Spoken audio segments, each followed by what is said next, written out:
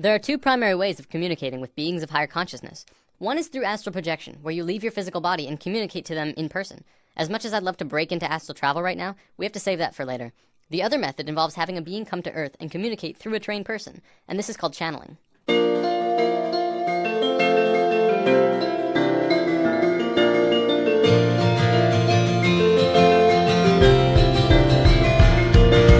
Channeling is a natural form of communication between humans and beings of higher consciousness, included but not limited to angelic beings, spirits of nature, non-physical entities, or even animals and pets.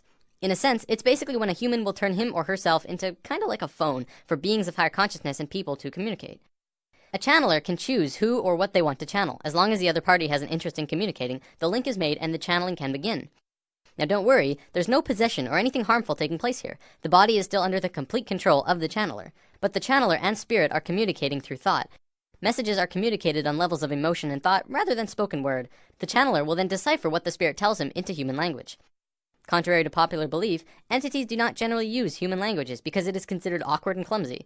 The majority of this message is conveyed through an elegant series of sensory feelings. Let's talk about animal communication, because this is a form of channeling that you yourself can do. Channeling pets is one of the easiest forms of this art. Pets, of course, do not use human language, but they have a strong desire to communicate with humans. A small disclaimer, if you're planning on trying this, it's also helpful to charge your third eye chakra, as we talked about in lesson 2. It will assist with your mental connection to them. You'll want to practice on a family pet before taking a leap to anything else. A cat or dog who is familiar with you is the best choice to begin. Cats are a tad more difficult because they tend to pick and choose what they want to listen to. A family dog can be easier as they are pack animals and will be more apt to tune in to the leader of the pack, which is you. So let's go over some of the basic steps to do this.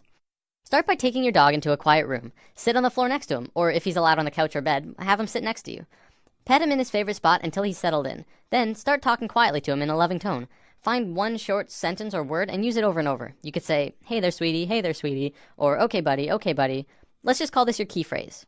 When you've gone over your key phrase 10 times or so, close your eyes and be silent. Stop petting him and begin to form a picture in your mind of what you want him to know. You may have to practice visualizations if you haven't ever done this before.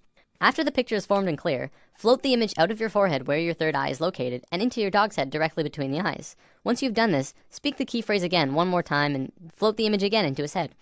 Keep doing this until he either leaves to get up or puts his head on your lap. If he leaves, follow him and do it again. If you begin to get a reaction from him, like putting his head in your lap or something else, congratulations, you've just communicated with your dog. Cats are a bit more stubborn, so it'll depend on the cat you're trying to communicate with. The image you're visualizing to him may have to be their favorite cat treat or something that they really like.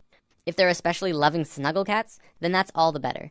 Use the same directions with the dog though, and who knows, you could be talking with them in no time. If you have smaller animals like avians and reptiles, you have to remember that the animal has a smaller brain. Their reception of pictures is apt to be slower and take longer. Remember, practice and patience is crucial to learning to do this. You'll probably start with minimal results, but if you're persistent, you will not only master the family pet chat, but other animals around you, like your friends' pets or pets in the car barking at you as you walk by and so on. One big question that everyone has around now, well, do they talk back? Yeah, they do. I communicate with my cat Toonie, and he always tells me what he wants, whether it's food, water, or to go outside. I've actually read that horses are really good at communication as well. In an article I'll be posting in the comments of this video, a woman said that one time she had a horse specifically ask for a green apple, not a red one. Had to be green. Of course, she immediately got one and gave it to her, and they started communicating more. I know what you're probably thinking. Well, don't I have to be psychic to do this?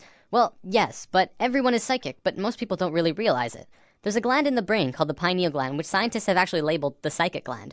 Through charging your third eye chakra, you begin to activate the pineal gland and your psychic connection can begin. Just remember to release the concept that you'll hear words and allow yourself to feel into your animal friend.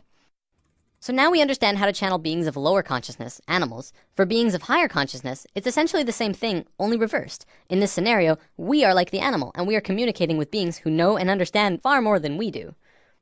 There's actually a being channeled named Cryon of Magnetic Service. He talks a lot about worldly events and what's going on a global scale. What's interesting is that Cryon has been invited to the United Nations 7 times over the last 13 years.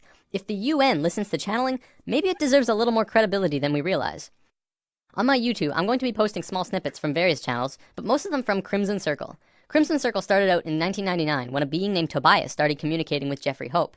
There's actually a really cool story here. I can't go over all of the details, but Tobias was actually written about in the Bible, in the book of Tobit.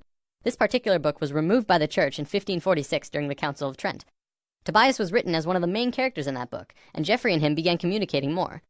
In 1999, Crimson Circle was formed, a group dedicated to communicating with Tobias and other spirits. Up until recently, it was mostly Tobias who was channeled by the Crimson Council. Tobias then said that he wanted to return to Earth and live another lifetime because he missed physical reality, and said his goodbyes. Today, Adamus St. Germain is channeled instead, and he's very lively. A little insight on Adamus: he is what you would call an ascended master. An ascended master is someone who underwent a process of spiritual transformation and moved into higher states of being beyond physical life. This will make way more sense in future lessons. Okay, I want to wrap up by going over a short list of definitions. During the channelings, you may hear some words that you're not familiar with. Amyo is absolute and pure trust in the self, the realization of the I am. Makyo are kind of like lies that you tell yourself, that take you away from the I am, like I'm not good enough or I can't do it yet. Kind of like the opposite of Amyo. Ascension is the process of going from one lifetime to the next while staying in the same physical body. Kaldra, you may hear this one a lot actually. Kaldra is the nickname that Tobias gave to Jeffrey, so if you ever hear Jeffrey say during a channeling, Kaldra doesn't want me to say this, but I will anyways, that's Adamus speaking through Jeffrey about Jeffrey, whose nickname is Kaldra. Is that confusing? Shambra is the name that Adamus uses for the group of humans going through the awakening process. If you're watching the videos, you too are a Shambra. Shoud is a channeling, essentially. What you'll be watching are shouds, gatherings for communication with Adamus and other beings. Well, that wraps this one up. Happy channeling! Nothing like the sun to keep you from stumbling in the dark. Falling once or twice to figure out